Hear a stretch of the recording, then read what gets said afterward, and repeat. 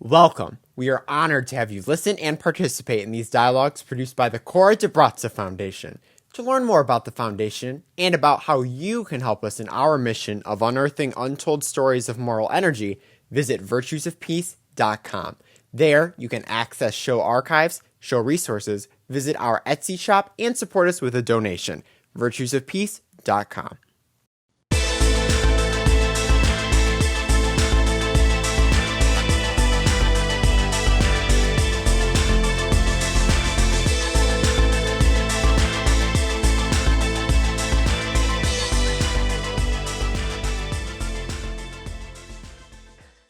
Hello and welcome to Virtues of Peace. My name is Hope Elizabeth May, and I'm joined by Michael Buzzy, Randy Olson, and special guest newcomer Riley Olson. No relation to Randy Olson, but Riley, welcome, and we're so honored to have you participate in this discussion about Bertha von Suttner's most famous novel, Lay Down Your Arms. Yeah, thank you for having me. Yeah. And it was really, I know that you read this book and we briefly talked about it, and it was like, hey, we should do a podcast about this because we haven't done a podcast about Lay Down Your Arms. And that's really, really important because this is the book for which Bertha von Suttner is most known. And what we're going to do in this show is just focus on the first three chapters. This book is 435 pages long, and the first three chapters take up about 58 or so pages. So that's all we're doing today, talking about the first three chapters and the preface.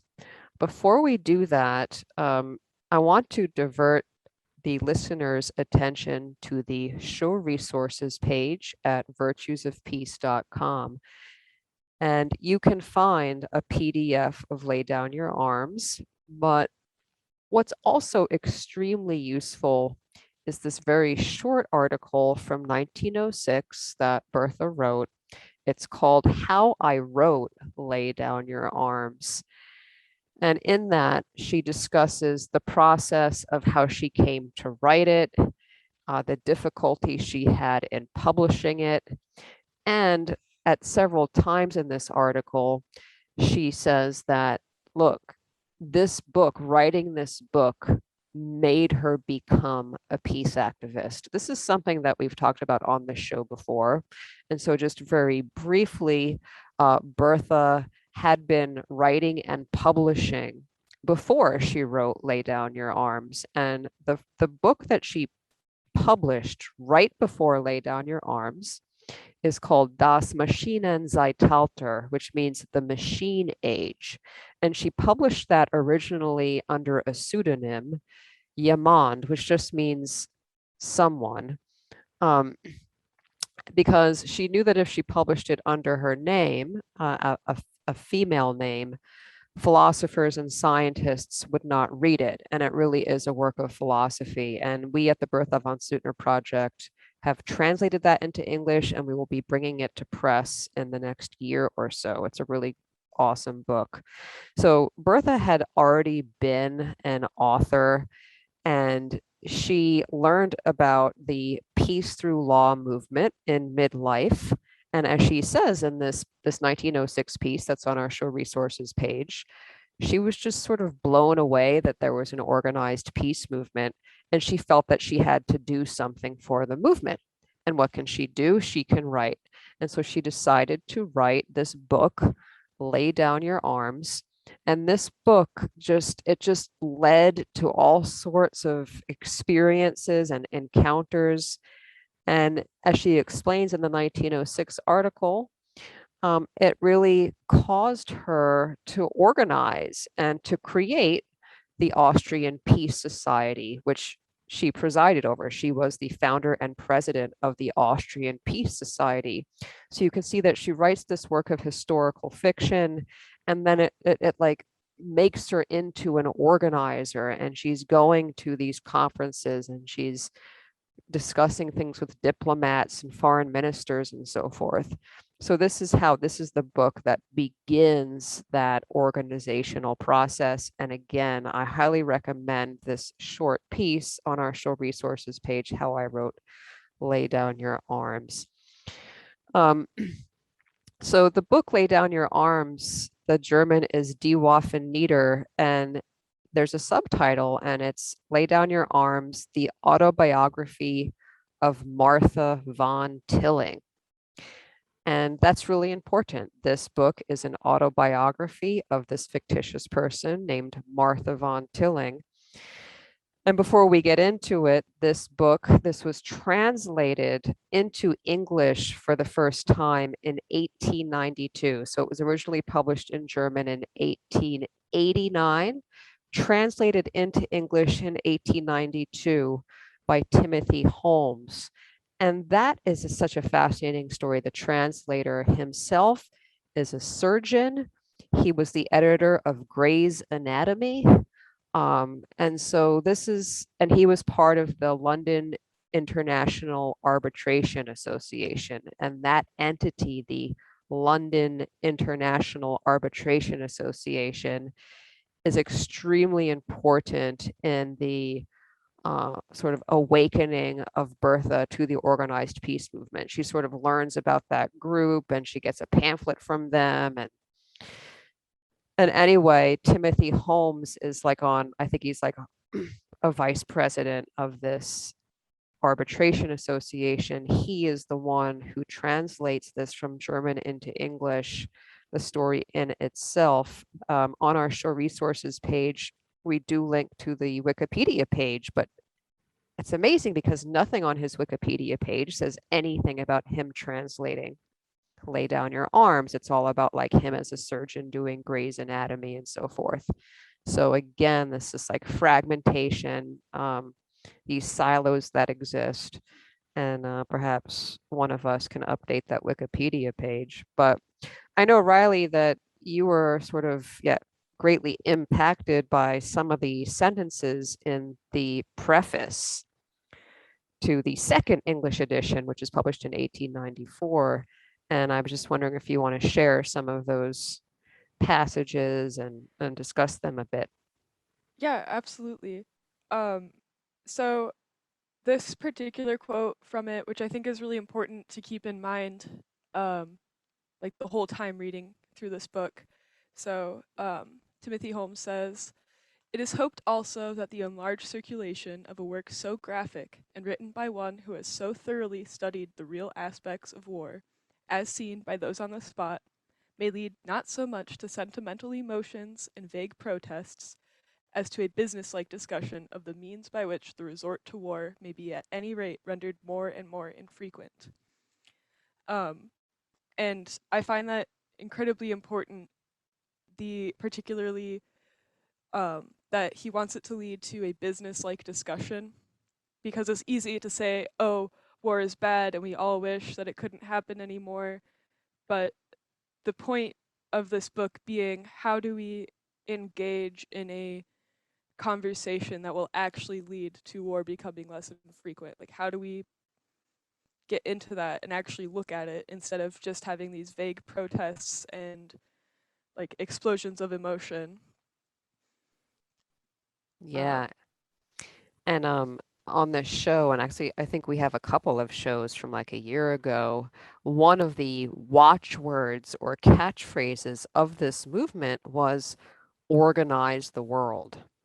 And so this business-like discussion is about like getting organized and building, we've used this phrase numerous times on the show, one, a normative framework. So like the actual principles, such as the minimization of suffering, you don't fire on non-combatants, these are, Geneva Conventions. And then, of course, you have the stuff on paper, and then you have to implement it and bring it to life and create structures. And we, living in 2021, are in the midst of that process, right? So this business-like discussion, like when we talk about peace, right? It's not just like, these emotions and so forth. there's real work in organizing and clarifying norms, implementing them. One of the things that I sort of harp on when I'm teaching is, this fact that the very first prosecution of the International Criminal Court, which was in 2011, was a prosecution for the war crime of conscripting and enlisting child soldiers. Now that's 2011, and it was from Radhika Kumaraswamy, who was like a special rapporteur on child soldiers at the UN. She's an amazing international lawyer. She was the one who, I remember her giving a talk, and she said, look, the reason why it took so long to prosecute someone for conscripting and enlisting a child soldier is because we didn't have the normative framework to do it. That's where I learned that phrase, and I was just like, wow. So yeah, the business-like discussion, it's about organizing, clarifying, implementing, and then of course teaching, because we're not born with innate knowledge of this stuff. I'll stop and see if anybody else wants to. I had something else I wanted to add just about the very last phrase, because a lot of times peace activists or the call for peace is viewed as something idealistic and unattainable. But this last phrase saying the resort to war may be at any rate rendered more and more infrequent, I think that's really important, because it may not be something we notice in our lifetimes even, but it's just setting the groundwork now so that even the goal is even just to make it less frequent. And I'll leave it at that.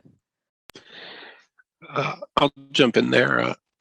There's something we've talked about last year quite a lot, that, there was this definition of peace from Jane Addams, peace being the unfoldment of worldwide processes that nourish human life, or nurture human life, nourish. Yeah, nourish. So it's like it's a different definition than just not war. And I can't stress that enough, because, when we're talking about organizing the world, and if we're talking about peace, like the idea is building systems that make life better, and not just preventing the annihilation of life. It's like, it's more than just not war. And yeah, I know I've said it before, but it's worth saying again.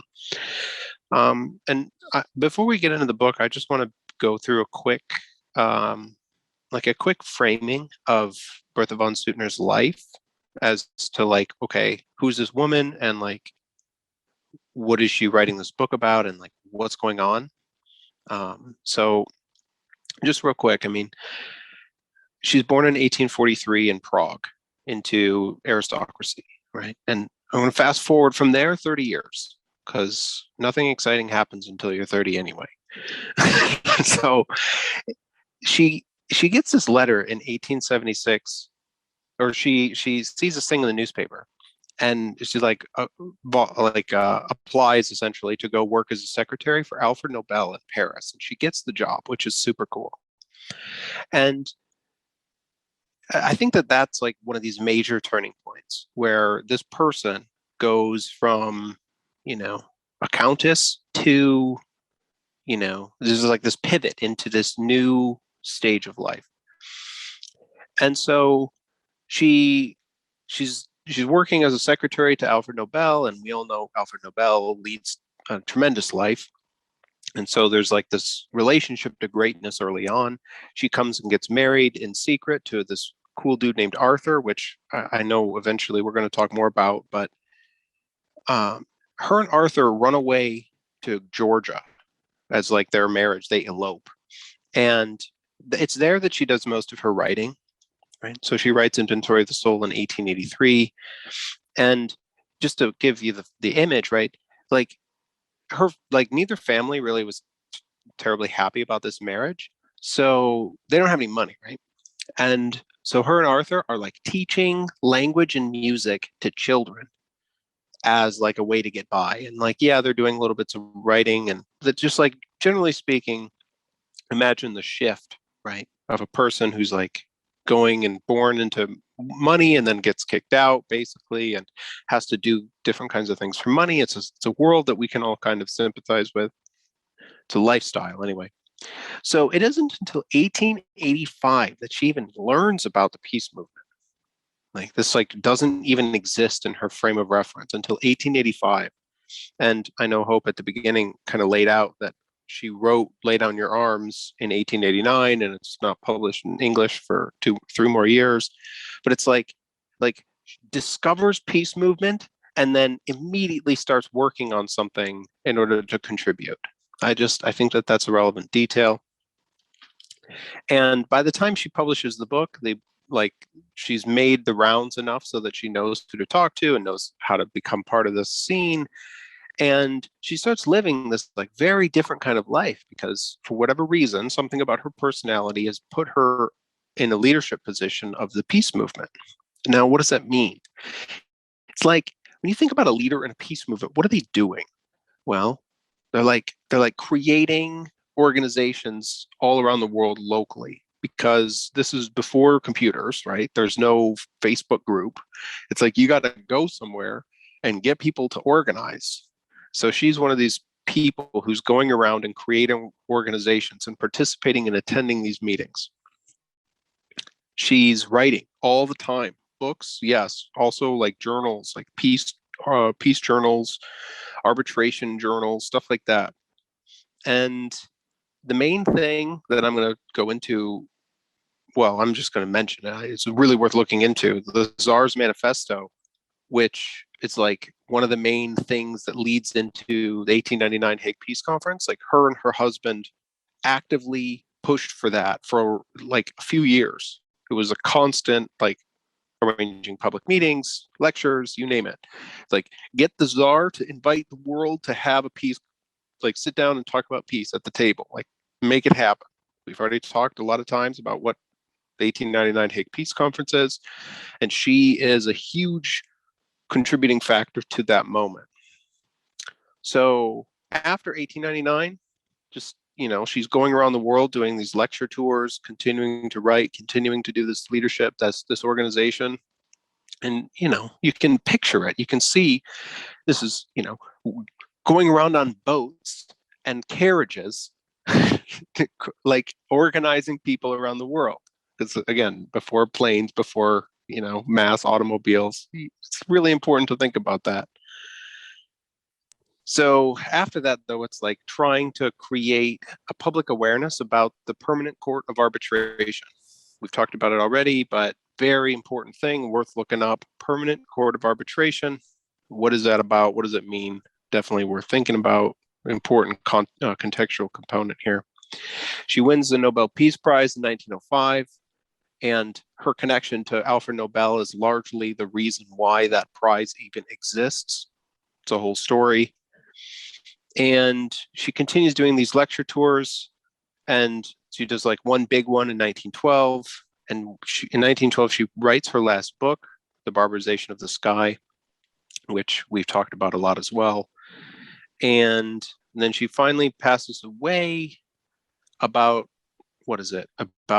a week before the assassination of the Archduke and the beginning of World War I. Literally a week.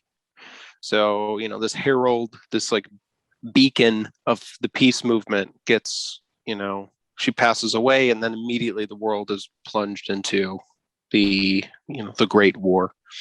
So that's the fast version about her life and who she was. And hopefully, not too, hopefully it wasn't minimized to the point of being useless, but it's this is a cool lady.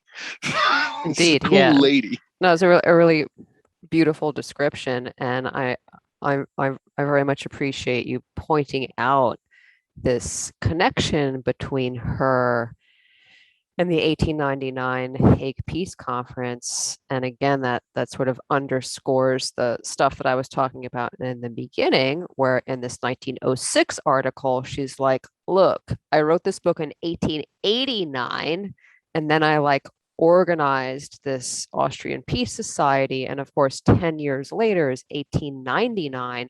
So she's doing all of this groundwork, right? This organization, as you're talking about. And in addition to like there not being Facebook groups and like carriages and boats, I think also like the electric light was not so much a popular thing at the time. So I think like candlelight and so forth is what's going on.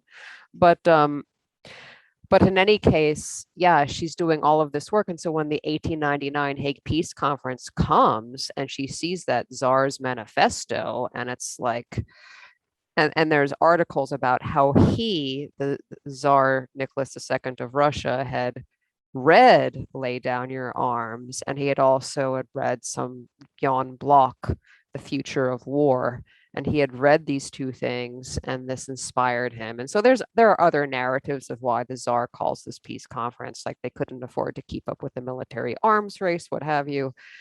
But importantly, she is the only woman, like, and she has to be there at the 1899 Hague Peace Conference, and she's the only woman that's even in the room when they open up the proceedings. And she writes a diary that we did translate into English at the Bertha von Suttner Project, and we will be publishing that eventually. But yeah, so important, her to the 1899 Hague Peace Conference. And as you know, Randy, that Permanent Court of Arbitration still exists. It's a pre-World War I international organization that still exists. So yeah, thank you for that summary of Bertha.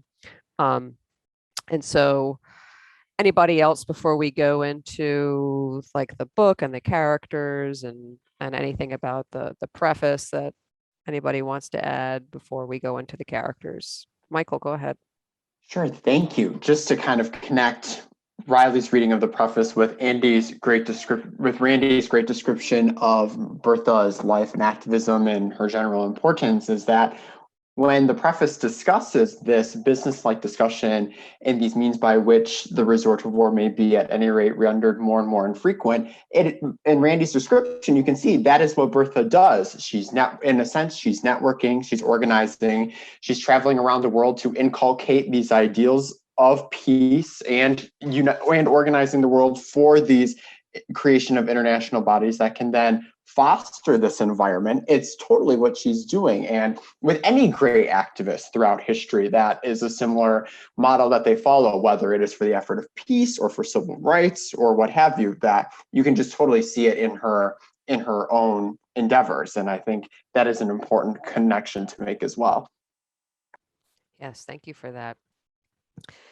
So yes, and as we all know, we keep talking about Bertha because like a lot of people, like especially in the United States, she's really unknown, and she's just so important to the organizing of the world that we have inherited, and we're continuing to do that.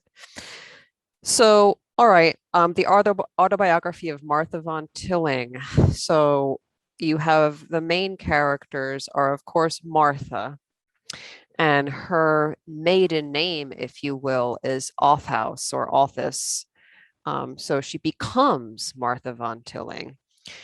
But she's born Martha Althaus. Her father is a General Althaus, and he's going to be an important character in the novel, Martha's father.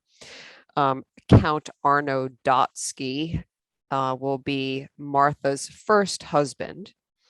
They have a child named Rudolf Dotsky. I'll just say that, Count Arno Dotsky is going to be killed. Most people who know Lay Down Your Arms know that this is a very sad book where Martha loses two husbands. And so Count Arno Dotsky, her first husband, does die. She then meets a Colonel Frederick von Tilling. And so there you get, okay, this is where we're going to get Martha von Tilling. So she will marry Colonel Frederick von Tilling. And also important is her friend Lori Greisbach, who's a childhood friend of Martha's. And so in the first three chapters, it's really, Martha and Dotsky and Frederick von Tilling and Martha's father that are going to be, I think, the most important characters. So that's a summary of the characters.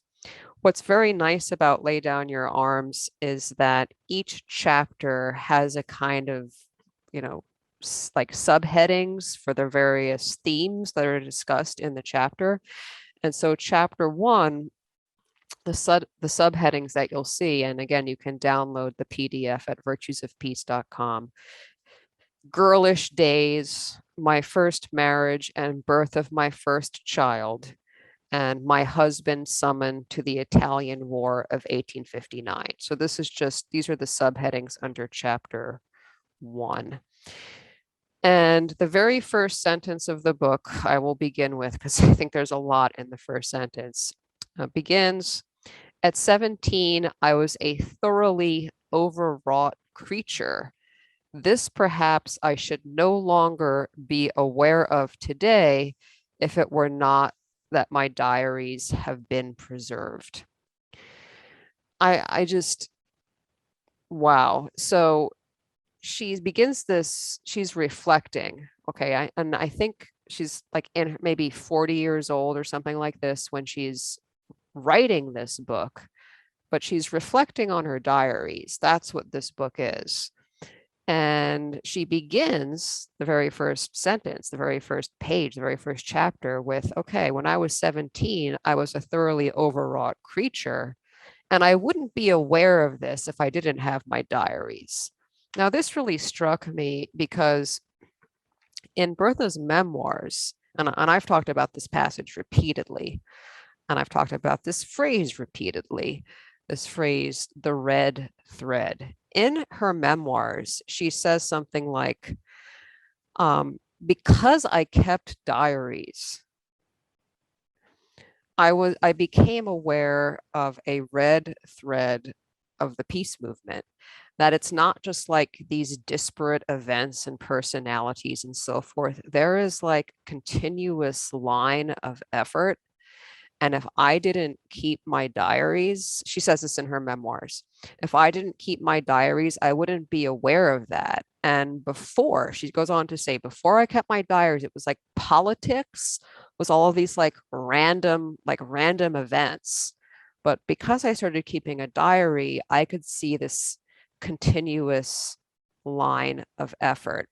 And so this very first sentence of "Lay Down Your Arms," it's like she's able to see her own development and evolution through the book. And this idea of development and evolution is absolutely a leitmotif, a trope, a theme of this book and of Bertha's philosophy, quite frankly, that humanity is evolving.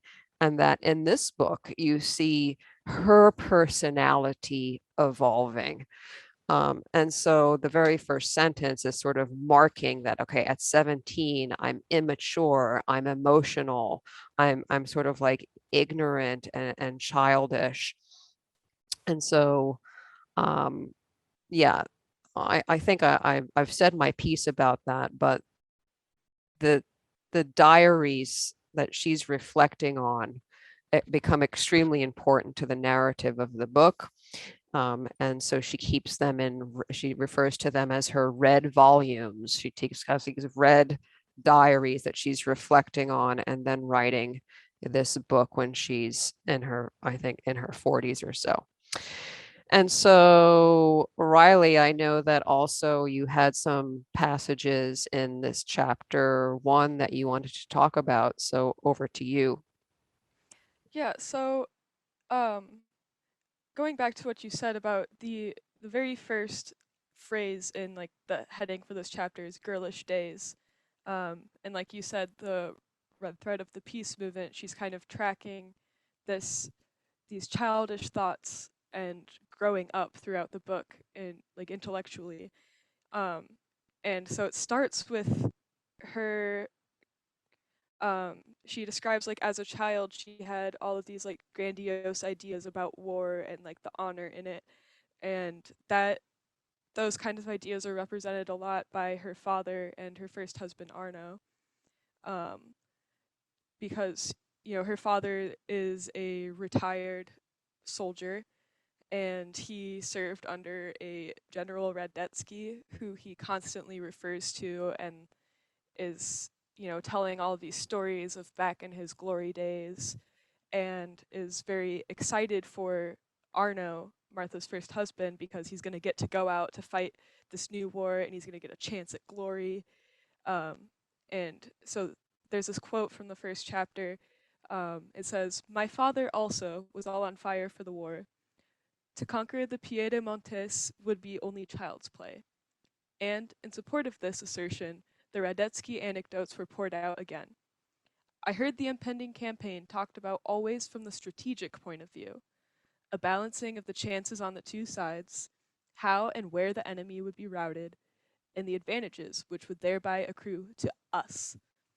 The humane point of view, viz. That whether lost or won, every battle demands innumerable sacrifices of blood and tears, was quite left out of sight." And so this is a feeling she starts to notice this in the first chapter, and she hasn't quite developed any thoughts of that, but she's just recognizing that the pain and sorrow and violence and suffering that comes out of the war is not thought of, and no one talks about it. Yeah, does anyone have anything they'd like to say on chapter 1, anything about this quote? Okay. If not, then there's not much else to say with that. It kind of develops as we go on into chapter 2, which the subheading for that is "Period of War, a Wife's Anxieties, Terrible News." And in my version, which is actually different, another part of the subheading is "Maturing Sentiments," which I think is really important. And Hope, is there anything you wanted to say about that? No, I mean, I'll just go back to the passage that you just read. The humane point of view was quite left out of sight. Yeah, there's so much going on here, and there's again, I'll just repeat it. I think it needs to be repeated. As you said, there's like this intellectual development, and there's an evolution of perception, and there's a sort of like way of looking at war that associates it with like positive attributes solely. And there's this other point of view that's totally, it's not even considered. And what you're going to see is, her coming to that view. And then, like, the book, Lay Down Your Arms, is that view. It's like, here's a different perspective on this institution. And in the short article that I mentioned earlier, the 1906, which you can download at our show resources page, How I Wrote Lay Down Your Arms, she could not get this published because this like new point of view, if you will, was offensive. I'm looking at the article now. Quote, "This does not interest our public," unquote. Or quote, "It would offend many of our readers," unquote. Or quote, "It is impossible to publish this in the present military state of affairs." They wanted her to change the title because, and I quote, "it was too aggressive." So yes, I think that this like evolution of perception and this like totally different way of looking at war, you see it, that passage that you just read is getting to that, and maturing sentiments, right? Again, there's a sort of waking up to reality here that she's going to take us through. So I'd like to I'll just flesh that out using a quote from the book. I mean, because you get a pretty good sense of it. It's on page 4. She writes, "The child must be aroused for this, its first duty as a citizen.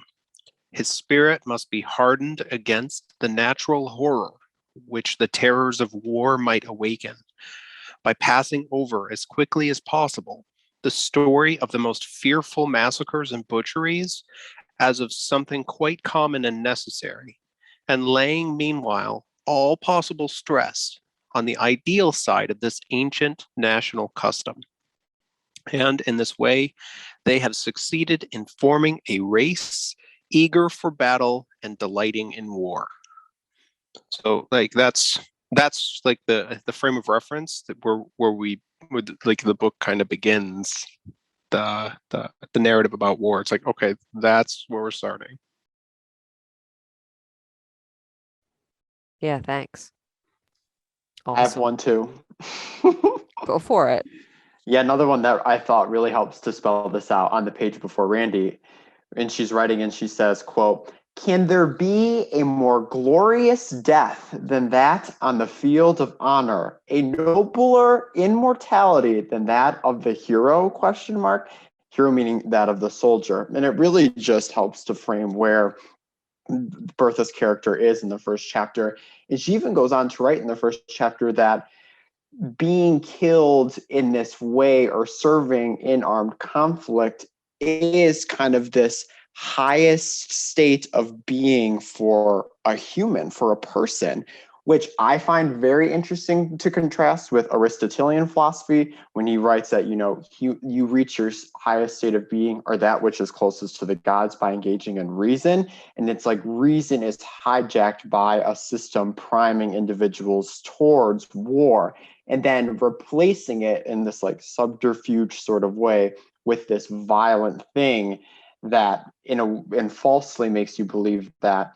only through this can you attain your highest self, which is where all the honor and glory comes in as well. So very deep and very profound. Yeah, right on. And as I said before, the book that she writes before this book is Das Maschinenzeitalter.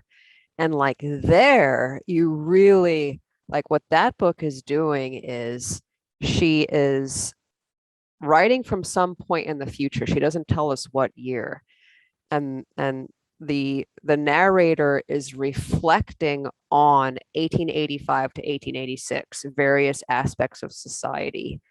And yes, the sort of like humanity is in its infancy in these years, and we in the future have evolved to be actually rational, where there's actually crimes against truth, and there's a whole different language and framework that's going on. And so I think that sort of that philosophical framework that she had perfected in that book before she wrote this book, Lay Down Your Arms, is absolutely coming through this novel. So yeah, I think we got chapter 1 and chapter 2. Riley, did you want to read any sections from chapter 2? Yes, I did. I have a couple here, but the first one, just to set it up, thank you guys for, going through chapter 1 again with, the setup there. And as Martha continues to hear about the war that's about to happen or starting now, she starts to have more feelings and keeps thinking more about the humane point of view and begins to kind of look down on herself for that. So she goes into reading history books to learn more about the war and more about just war in general. And so this is on page 24. She says, "In all the battle stories of history, I had found that the sympathy and admiration of the relators were always expressed for the party who wanted to free themselves from a foreign yoke and who fought for freedom. It is true that I was not capable of giving any distinct idea to the meaning of the word yoke or that of freedom, though so abundantly sung about.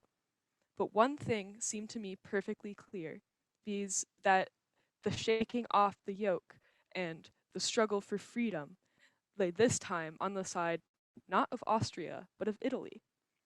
But even for these scruples, timidly conceived as they were, and still more timidly expressed, I was thundered down.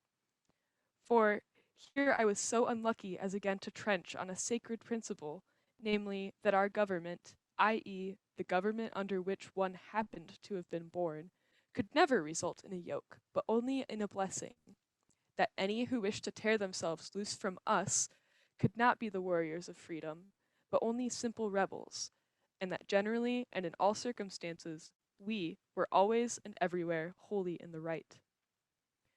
And this quote also shows this really important concept, or that people of the time seem to have, and even now, that in the glory of war, there's also always glory on our side. We are always right. And even though she's looking through history and finding that people who are fighting for freedom are down through posterity are like looked at as the ones in the right, and they're the ones who are celebrated. And she's seeing that this war that's happening, Austria is trying to take land from Italy, basically. And when she mentions that to people in her military circles, she's thundered down, and she's wrong for even saying that, or wrong for even thinking that. Does anyone have anything on that kind of subject to add? I just want to point out that that sentiment, it hasn't changed all that much all the way to the present. The idea of national defense is it's still sacred.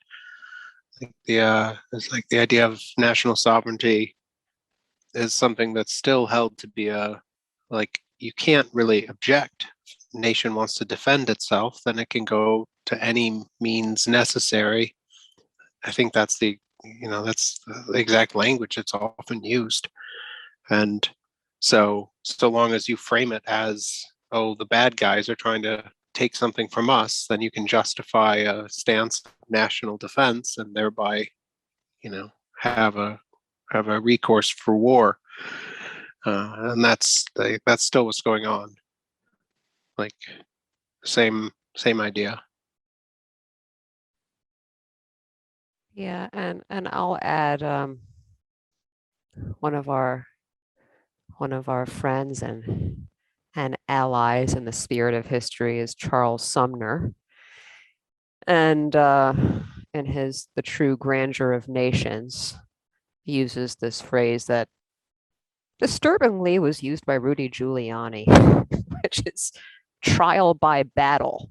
And Charles Sumner gets at the idea that, look, you always, like, in a conflict, you're going to have two parties that both think that they're right.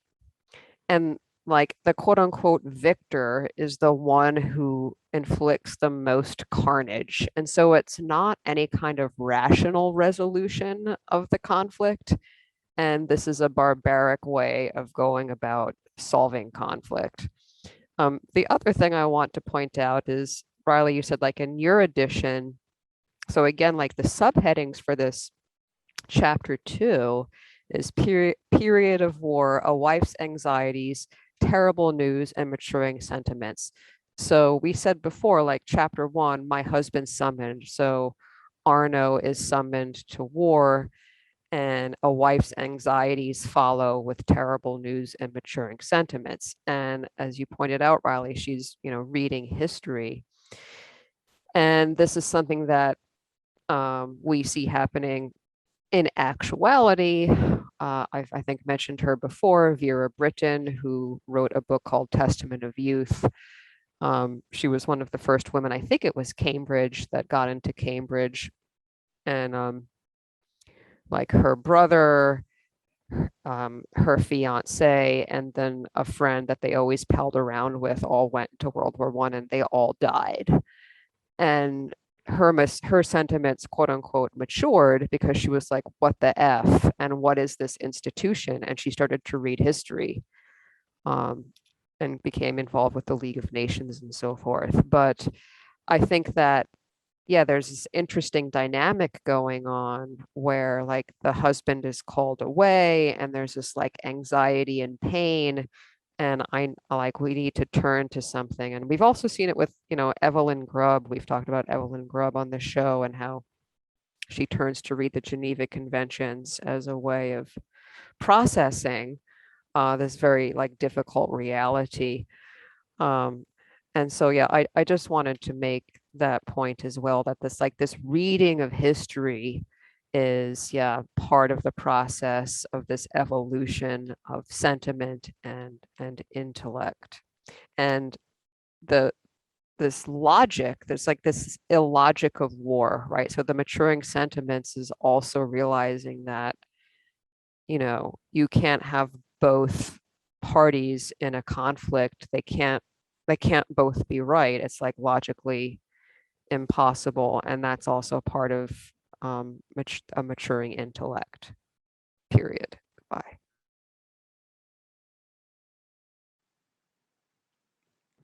Yeah, that's exactly right. And um, Randy, too, what you said earlier, you're completely right that, these thoughts and ideas are still around. They haven't gone away. Um, but I would like to move a little bit on in this chapter, connecting these idealistic thoughts about it. In the history she's studying, she still finds the sort of strategic point of view or idealistic point of view discussed, and not anything like of individuals' experience or about those who are at home and not fighting in the war, but have family members fighting in the war. And she's been, at this point in the book, she's been kind of obsessively reading the list of the killed in the news, hoping not to find her husband's name. And this quote is from page 30 to 31. The list of the killed had already brought the names of several officers whom I had known personally. Among others, that of the son, her only one, of an old lady for whom I had conceived a great feeling of respect. That day I determined to visit the poor lady. It was, for me, a painful, heavy journey. I could certainly give her no consolation, but could only weep with her. But it was the duty of affection, and so I set out. And just pause there for a moment. That's something that's really important, because what can she do to help those going through this? She doesn't have anything to give her, but just to sit with her and weep with her. And that's something that's really important, that's what you can give to people, is just being there and feeling with them. But continuing on, she knocks on the door, and a neighbor sticks his head out and says, "It's no good ringing, miss. The dwelling is empty." "What? Has Frau von Ullmann gone?" "She was taken to a lunatic asylum 3 days since." And the head disappeared again as the door shut. I remained for a minute or two motionless, rooted to the spot, and the scenes which must have been going on here passed before my eyes. To what a height must the poor lady's sufferings have risen before her agony broke out in madness! And there is my father, wishing that the war might last 30 years for the welfare of the country. How many more such mothers in the country would have been driven to desperation? Just here we have again the juxtaposition between the sort of strategic point of view that her father represents and has, and the humane point of view that she is starting to wake up to and is starting to, be brought to the forefront of her attention here. Just like the empathy that becomes so important. Hope, did you have something you wanted to add? Mm-hmm. I mean, it's like the father, and there's my father wishing that the war might last 30 years for the welfare of the country. And it's just like, I just think annihilation here, that like no other consideration, like women going insane, women going into lunatic asylums, women, not having any, support system, that just doesn't matter, right? And so I think this is also about like the voiceless and like the annihilated. And this is, what Bertha is doing is helping to articulate, right, that there's like this other element of the world that must be considered. And, tomorrow is POW MIA Recognition Day, and I can't help but, think of that history. And I know, Michael, you know it well, that it's like these women whose husbands were shot down over North Vietnam, and the United States government is not communicating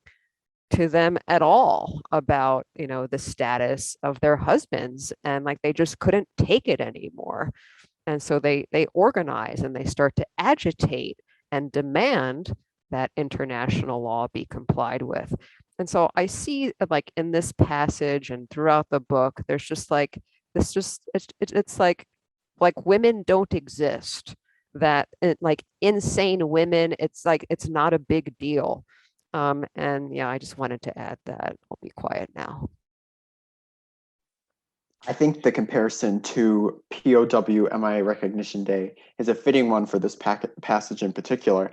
And I can go back and say, I remember actually laughing out loud when I had sort of Bertha's awesome way of writing that, here's this character who is just flagrantly disregarding the suffering of others due to this conflict, and thinking that, no, it is this is a good thing. It is allowing these individuals to achieve the highest state of being, completely disregarding the impact it has on those who bear the brunt of the suffering. You can really draw a comparison to what women were enduring during the Vietnam War era here in America, that in a sort of similar lesser state of being, in that you exist in a society that is not allowing you to function as like a fully autonomous person over your family, that once your head of household, be it your husband, goes missing and you're not receiving any communication from the government on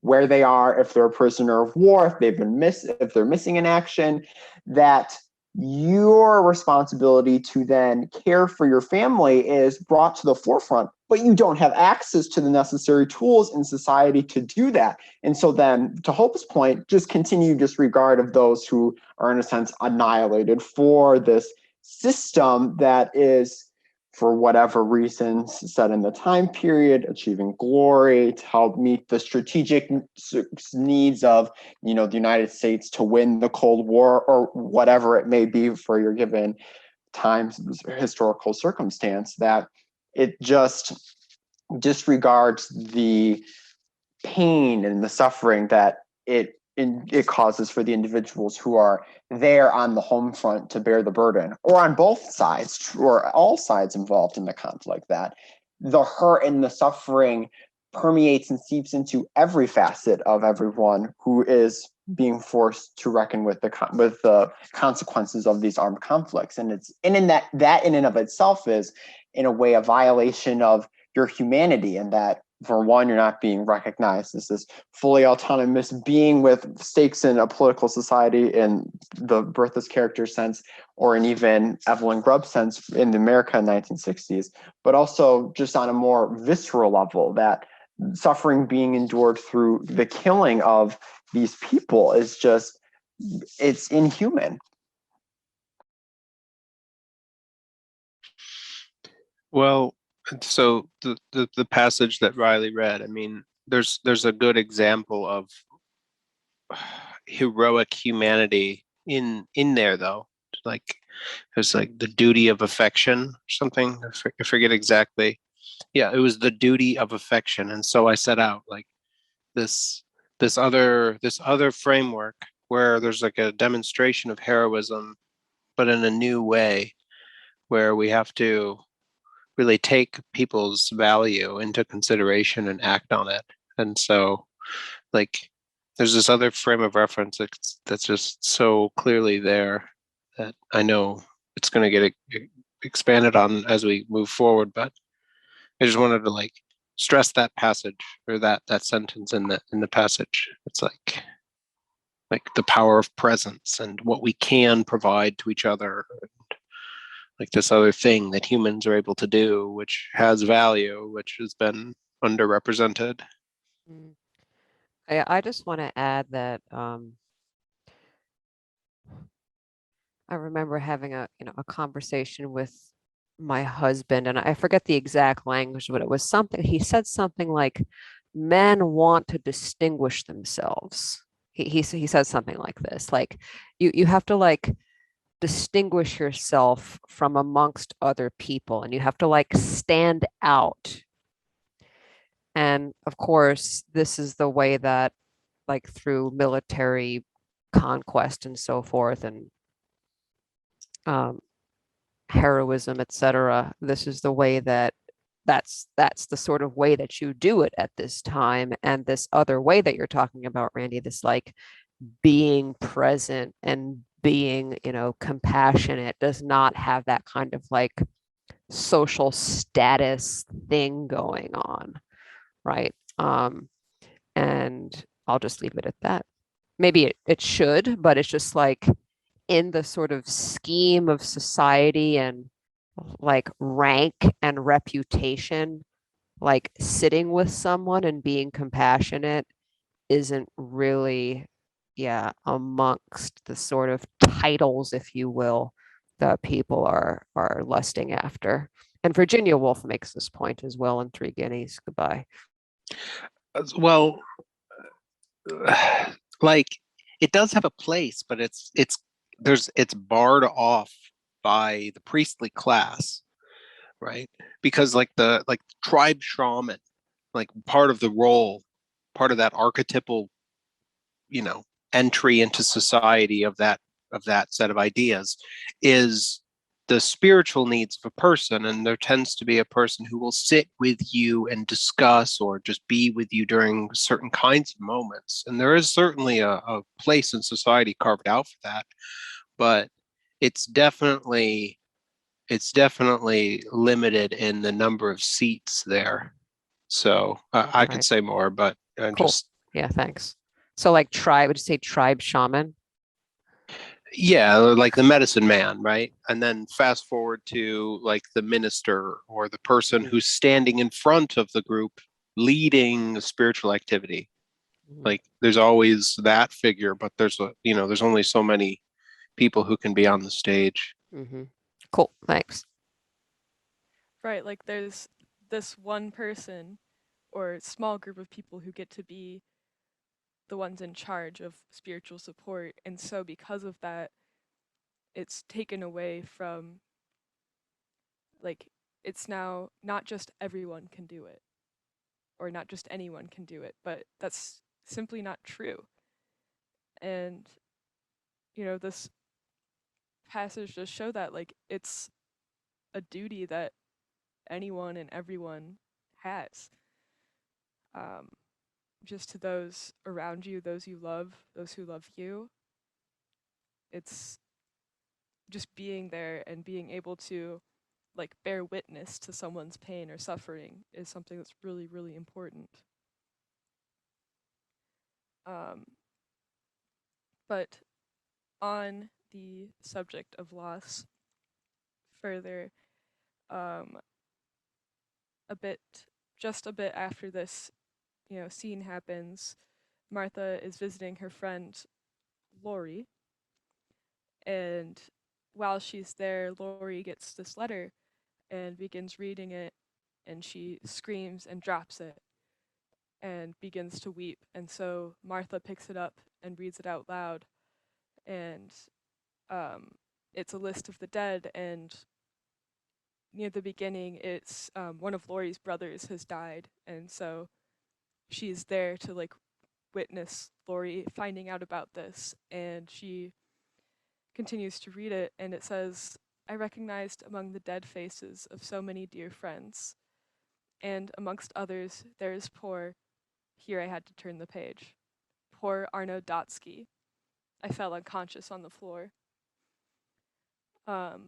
So here, at the same time that Lori finds out that her brother has died, Martha's right there with her and finds out that her husband has died. And here, this is like her personal experience coming face to face with the suffering of war, of not just those who are on the battlefield and fighting and losing their lives, as the, like, at home, those who don't get heard from so much, those who aren't considered, like, you don't write about them in the history books, right?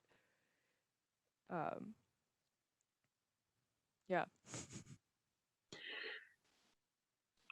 Well, yeah, I mean, it goes without saying, like, the dead soldiers don't often make the newspaper. I mean, the obituary section, sure, but we were talking a second ago about this idea about like status and being distinguished from a crowd. And like, for some reason, it's easy to forget the mound, like the whole pile of bodies upon which our heroes stand. And it's weird because it takes a book like this to pull the frame of reference into awareness. Like, it's basically like, okay, we're taking that heroic image of the victorious conquest victor person, and we're just stepping back with the camera, and we see all of the bodies of the the people who will be effectively forgotten after after a couple years, right? And yeah, there's memorials, and yeah, there's plaques, and yeah, it's a sacrifice, and there's a lot of good things about sacrifice, but at some point we have to recognize the brutality. And so that's kind of, there's such a shock there that Martha is unconscious, right? And what other response is there? It's, oh, the entire frame of reference for the future that you had constructed is now gone. What next? And I don't think that there's a better way to phrase it than immediately becoming unconscious. So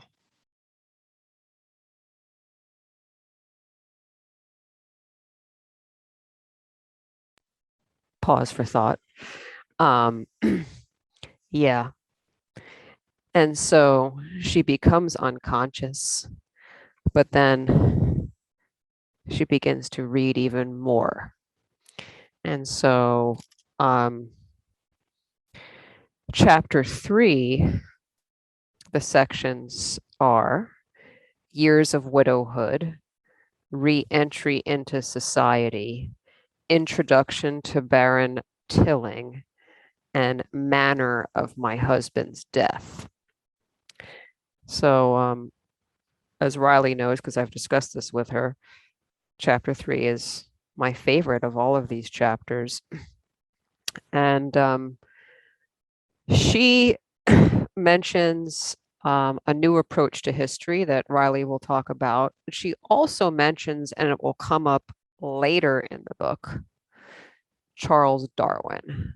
And so The Origin of Species is published in 1859. And so, right, it's kind of like a new theory when she's writing this book. And by the way, she's also mentioning Darwin in the book Das Maschinen Zeitalter, which is published just before Lay Down Your Arms. She was very much taken by Darwin's theory of evolution. She mentions it, and she mentions this Thomas Buckles' History of Civilization. She is 20 years old when she decides to read. And if I recall, she's really reading to educate her son, right? So the father has died, Arno Dotsky has died, and she's really reading to educate Rudolf Dotsky. And so, Riley, I'll turn it over to you to talk about some of these passages in chapter 3. Yeah. I also wanted to add that, again, my version of the book does have different headings for these chapters, and I wanted to add that one of them in mine is Solitude, Study, and Large Views. And so this kind of plays into what we had talked about of the development intellectually that Martha has. And this is also one of my favorite chapters, because it's almost like the idea of like the Dark Night of the Soul kind of thing. Like she loses her husband, and she falls into this like pit of despair, but in her solitude, she's able to learn more and like really begin to grow and really begin to like become human. And so she she finds her bookseller and begs him to send her some new historical work to look at. And so he sends, like Hope said, Thomas Buckle's History of Civilization, which is not finished yet at this time, but there's 2 volumes.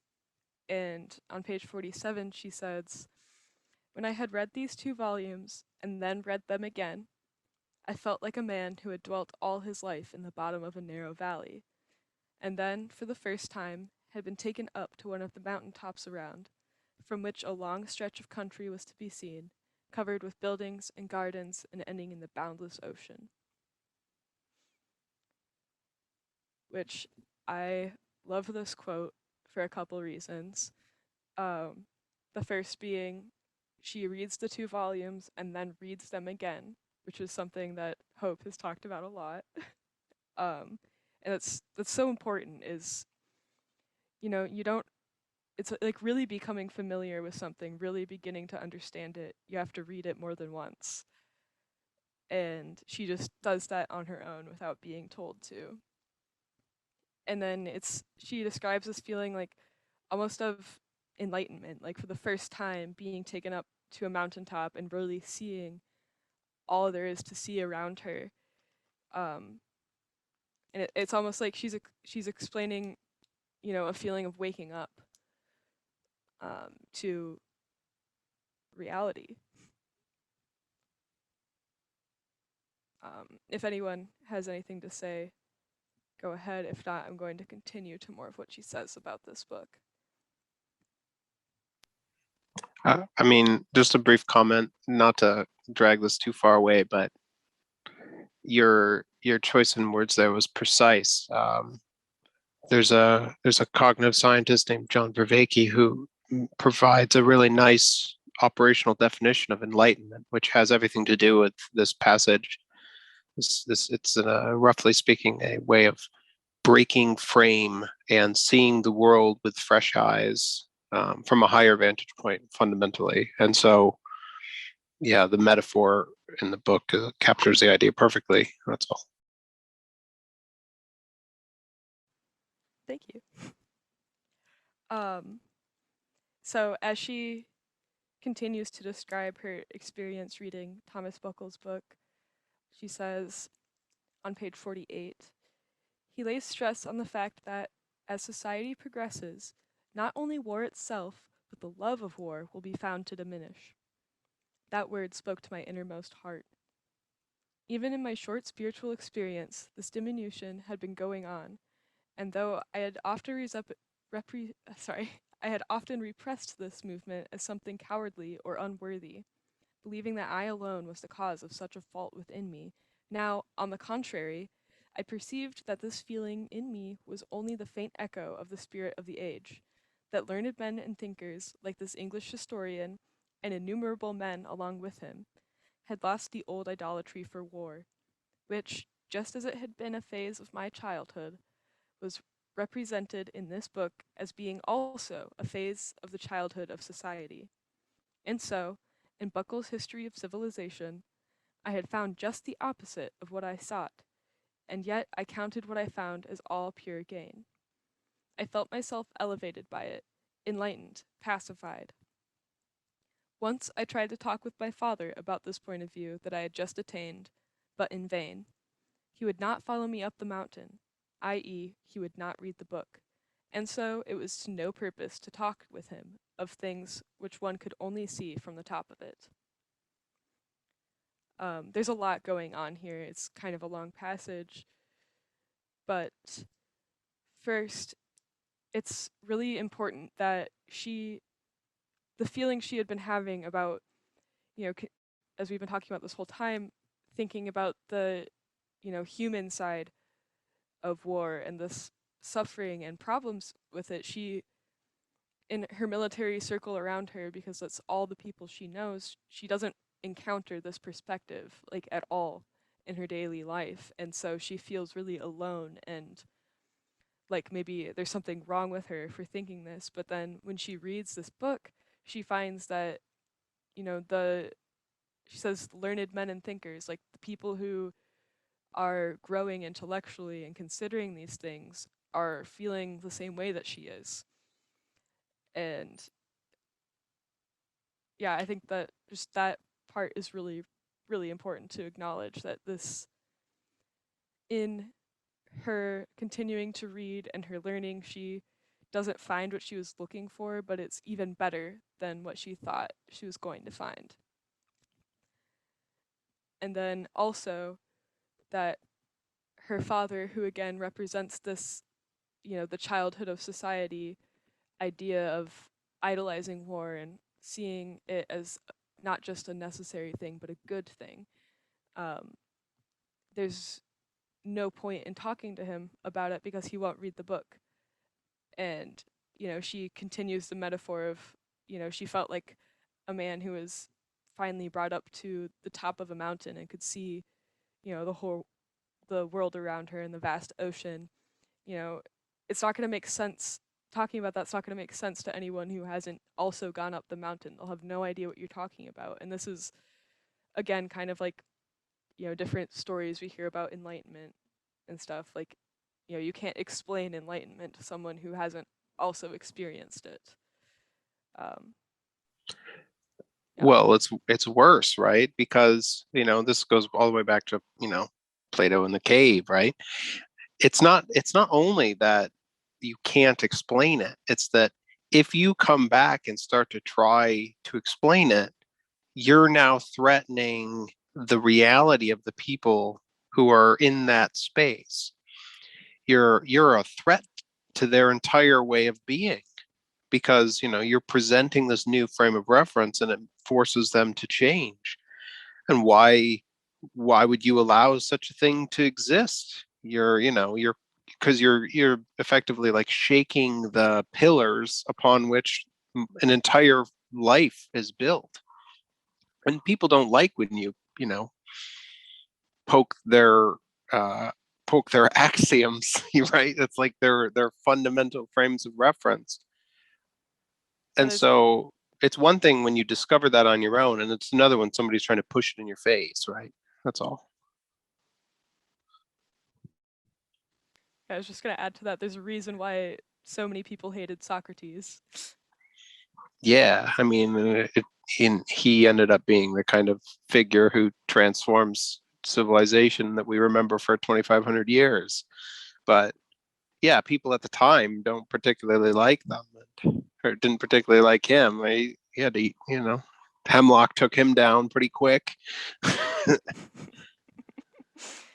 Yeah, and you know, like you were saying, it people don't, like, you can't change someone's view, especially when it's something that's so central to what they think is good. It's central to their core values, and it Mhm. will shake that, and you know, it'll have to flip everything they think on its head.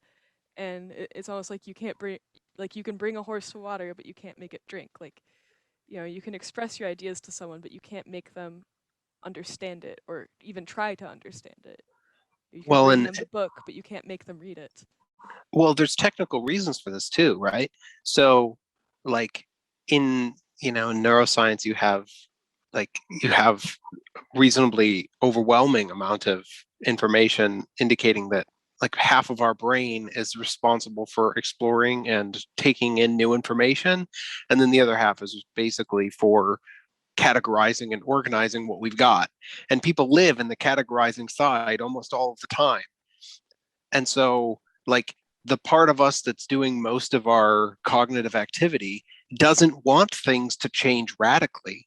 It's the other part that's hidden away. And our whole societal structures seem to be basically, you know, in some ways constructed explicitly to prevent the exploratory side of our consciousness from emerging at all. Why? It threatens everything. So, that's a truism of society and of the individual, right? All the way down at the level of like physiology, our being does not want new information pushed on us. But if we discover it on our own, then the mechanism for breaking frame and transforming is available. Otherwise, you don't want somebody to impose a new frame on you, right? Because that implies that you've been doing something wrong. It implies you have a lot to change. It implies that you don't know where you are. And if you don't know where you are, you're in trouble, right? Your life is in danger. And so people don't want to feel that way. And it's definitely appropriate most of the time. The problem is that there's this exaptation, right? It's a adaptive strategy that gets taken into a new domain. And sometimes that new domain is super useful, and then sometimes it's pathological. And in this case, we're observing a place where it's pathological. If I may. So like this passage, right? She like felt that she was alone and she had something wrong with her. Right. I felt that I had a fault within me, and I had often repressed this as something cowardly or unworthy. And yeah, like you said, Riley, she's alone, and she's alone because she can't talk to her father also. And I think that like beneath like axioms and intellectual principles and this kind of thing, there are needs, psychological needs. And I think that what's going on here, if I may, is it's like the psychological need to belong, which the Corps de Berthas Foundation is sort of like built on the recognition of that need and the pathological ways in which it is, quote, satisfied.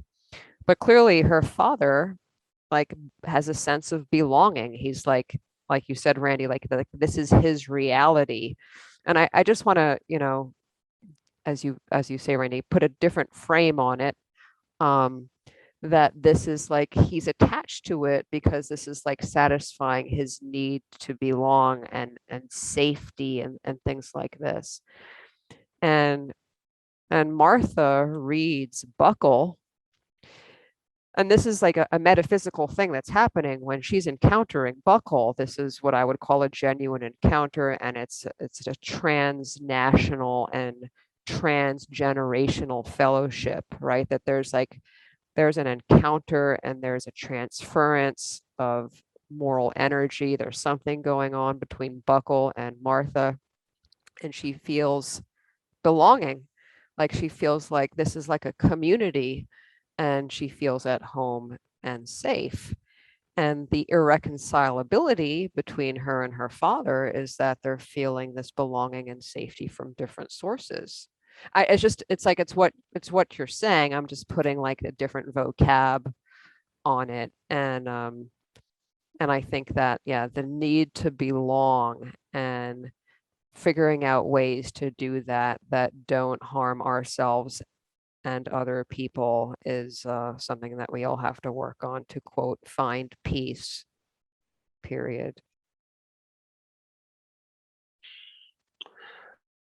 Yeah, I mean, and so the whole structure that's being built for peace to live on top of is a worldview that bridges the gap between the culture of war that's been a default for at least a certain stratum of society for as long as we have had written history, and this other island of intellectuals and whoever else who seem to be trying to understand the wider scope of human progression and recognize that, well, eventually the bombs are going to get so big that they kill everybody. So one day or another, it's going to have to stop.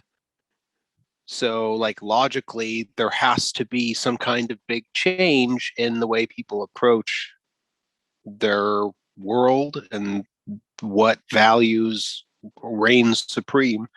Like, stepping into that and bridging that gap is the process of building peace. That's what it is. It takes a long time. It doesn't just happen because a couple people don't want war anymore. And that's why I think we spend so much time talking about both Bertha von Suttner in this book, but the peace movement generally. I mean, that's what's going on. Elihu Root says it in that speech that he doesn't end up getting to give, his Nobel acceptance speech that gets undone, right? It's like it takes centuries for civilization to change their brutish nature. I forget the exact quote now, but it's like people like Elihu Root can see the big frame, even though he was the Secretary of War. It's like he's a dude who's trying to play the long game, moving humanity towards a better future.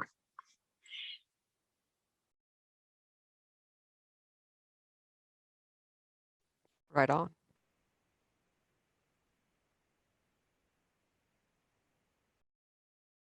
Is this pause for thought? Yeah, so we're coming, yeah, we're almost like at 90 minutes, and she like reads, and she has this new sense of belonging, I'll put it that way, and she has like a community, if you will, with Buckle, and then she learns that, oh my goodness, Baron Frederick Don Tilling is also in that community, although he is a soldier as well. And so, as we said, in this section, she's introduced to Baron von Tilling. She meets him, and he is the one who explains to her how her first husband died. He was there. And so, Riley, would you like to take it over from here? Yes, I would. Okay. This kind of harkens back to when Martha tried to go see Frau von Ullmann, just to weep with her, basically, out of a sense of duty. And Frederick von Tilling had been fighting alongside Arno Dotsky and saw the way he died and felt this need of duty to go explain to Martha how he died, to kind of settle some of her worries, because fortunately he was killed like on impact of a shell. Like, he didn't lay and suffer. Like, a bomb came and he died immediately. And you know and something important about this too, Frederick says to her, I will not repeat to you the empty phrase with which the survivors of soldiers are usually comforted. He died like a hero, for I do not quite know what that means. And that's something I think is important, because he's not trying to like tell her she shouldn't be sad because he died like a hero, or he had a hero's death or whatever. Like, he doesn't know what that means. Like, it doesn't mean anything really. He's just there to tell her what happened. And he continues to say, men who have the warrior spirit are seized in the midst of the powder fog and bullet rain with such an intoxication that they do not know exactly what is going on. Dotsky was a man of this kind. His eyes sparkled. He laid about him with a firm hand. He was in the full intoxication of war. I, who was sober, could see it. And that phrase there kind of gives Martha this hint that maybe Frederick von Tilling is someone who abhors war as well, even though he's a soldier, and that kind of shakes a frame for her that like there could be a soldier who, doesn't like war. And something else about this interaction, just kind of a little bit off topic, that I do really enjoy is just part of this chapter begins just what I think is a really excellent love story too, just in the middle of all of this, in the midst of all of this sadness and suffering. I think it's beautifully written, and it's something that I was like enjoying reading, I guess. Yeah, thanks for that.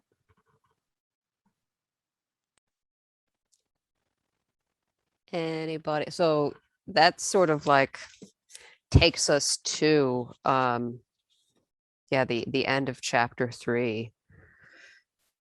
So she learns how Arno Dotsky dies, and she meets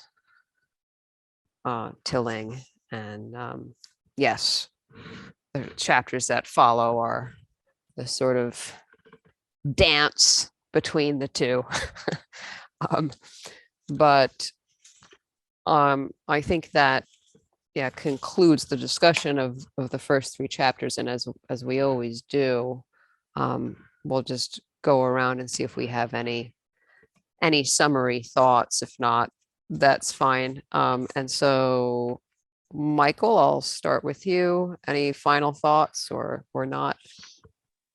Yeah, one thing that has kind of been percolating in my mind throughout the whole conversation is that I think what just makes, for me personally, Bertha's work and all of her activism so prevalent is that you can truly, through this red thread, draw a point from where she was in her point in time in writing this book to where we are today in 2021. And when Randy was talking and saying, that this brutish nature of like killing and these wars and the sheer glorification of it really seems to culminate itself in World War II. You have the Great War, which occurs just very shortly after Bertha dies, and you think, oh, that's the worst it can get. It was, the moniker, the war to end all wars.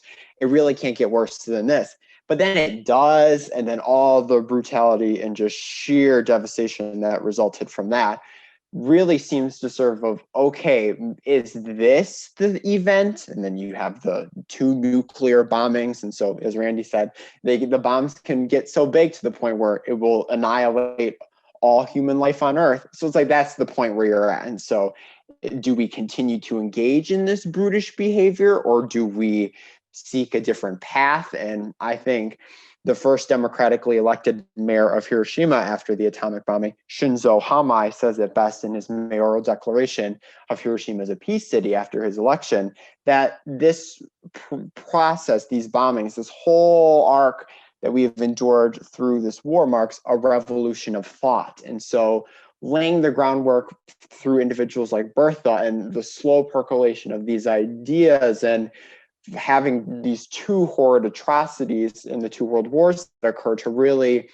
in some way, hopefully shock humanity into realizing we really can't continue to do this on this scale. And obviously throughout the rest of the 20th century and even into the 21st, there have been these conflicts, and still working towards resolving disputes not through violence is still a process we are engaging in today. But from that exists these international frameworks through which individuals and nation states hopefully engage in to end that. And so it seems we're in a new period, maybe, where that old past is still very much the shadow close to us, but you can sort of see where it can go from here in a way in which you're interacting with others around the world that is not in the way that it was traditionally done through armed conflicts. So hopefully to a better future bound for all of humanity, but still much work to be done. And I think Bertha's work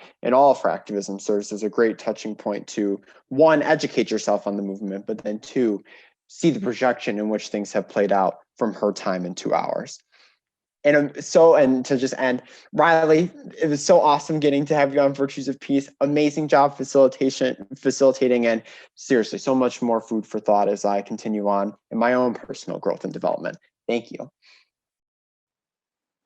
Thank you so much, Michael. I appreciate that. I'm very grateful to have been allowed on the show. Something I wanted to say as well, just as my concluding remark, is that, this is a slow change towards war becoming less common. And Randy had mentioned at the beginning of the episode how, Bertha von Suttner actually did die. I believe it was exactly 7 days before the assassination of the Archduke, which kind of set off World War I. And there's this worry that, like, man, she lived her whole life being a peace activist, and then, like, the worst war that had happened up to that point happened right after she died. Like, are we really going in the right direction? But what I think is encouraging and so important is that we're talking about the book right now.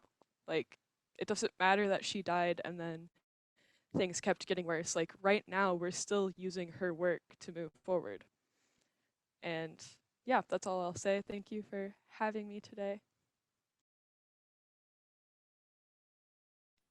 So I'll say something here as well. I want to give credit where credit is due, and it's like the idea that war is heroic and important.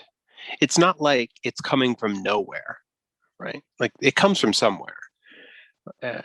Back in our ancient days, we needed initiation rituals in order to establish young people as part of the community.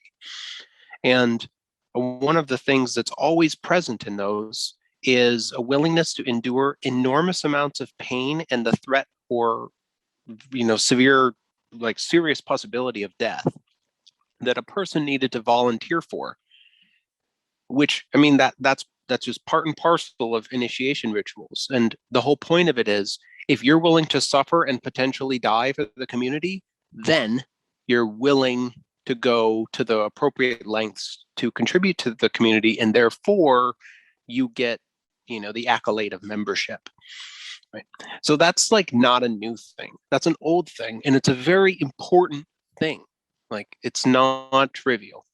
But the world is a little different than it used to be. We're not living on the savannah anymore, right? So the initiation ritual hasn't evolved yet to the point where it can replace the ancient need for community building. And so it took this shift in technological power for us to start to realize it at a national scale or at a civilization scale, where, like, the nuclear weapons were like, wait a minute, we actually might not survive this at all. Like, none of us, not our group, not their group, nobody. And so, like, the idea of the peace movement bursts on the scene during the 50s, the 60s, the 70s, and suddenly, like, the idea of peace gets thrown in everybody's face as a response to the enormous technological advancements that force us to take this stuff into consideration a little more carefully. So we're still in one generation of people who are exposed to this different frame of reference, right? And there's been, like, it's one person ago that this all took place. Like, my grandfather was in World War II. He's still alive. This man's 96 years old. He was there. So, like, it takes time for these things to change at a deep cultural level because they're coming from a deep place, right? It's like the social world is an enormous part of our lives, and the willingness to sacrifice yourself is a necessary component to that. So it's not all brutality. It's not all thirst for blood that's motivating the other side, so to speak. But we all, at this point, can see that there's a logical impossibility to war continuing deep into the future. So, yeah, we're building the structures upon which that future peace can thrive.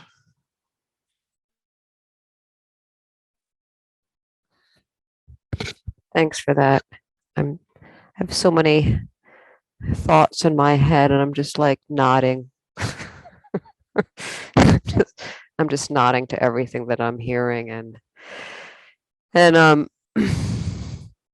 this what worries me is this sense of alarm that you're talking about. Like, we can destroy I just when I read this stuff from before World War I, and I read Bertha and other people, it's that same sense of alarm. And so, like, the barbarization of the sky, as we mentioned earlier today, she's just like, do not move warfare. Like, don't make the sky a theater of war. Just don't go there. Just like, hands off. And of course, that didn't happen. And as she points out, people realized that, and at the Hague conference they sort of like signed a declaration that they wouldn't drop explosives from the sky, but they did anyway.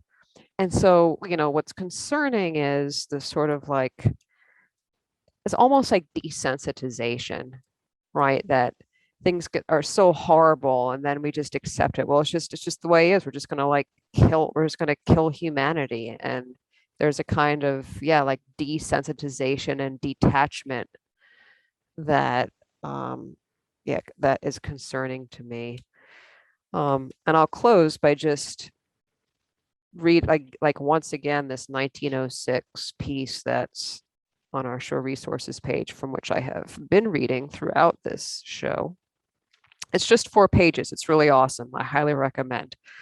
And so in this section, she is just sort of like, wow, I mean, the reception of Lay Down Your Arms is like out of control, and people are just responding to my Austrian Peace Society, and like this is how people are thinking. People want this, and there's all this support. And so she's quoting an editorial. This is, if you happen to download it, it's on page 251 of this article.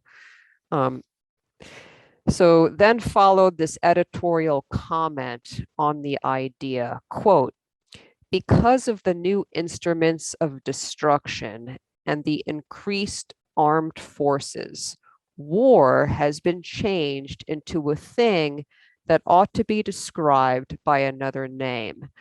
Because of the continuous development and warlike preparations, armies are now quite different from what they were when we last saw them brought face to face. Let me illustrate my meaning. If you keep on warming a bath till the water boils, so that the person who steps in rather falls into the tub is scalded to death, can you still call this a bath? I mean, so this is 1906. And what this is saying is, dudes, it's so like horrible now. It's not even, and like it's so changing now that it's not even a war. And so I read that from 1906, and it's just like, I don't know, I think there's a process of desensitization that I find concerning and alarming. And so I think we say goodnight now, and that we will be back maybe with the next 3 chapters. So Riley did a really beautiful job, and you were not allowed to come on. We welcomed and honored to have your presence with us and to teach us. So thank you for teaching us. And hopefully we'll come back in a couple of weeks for the next 3 or so chapters.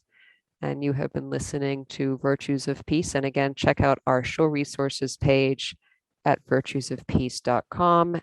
And again, tomorrow is POWMIA Recognition Day. And so if you don't know what that is, check it out. We also have a website, dutytoremember.com. All right, that's all for today. Bye-bye.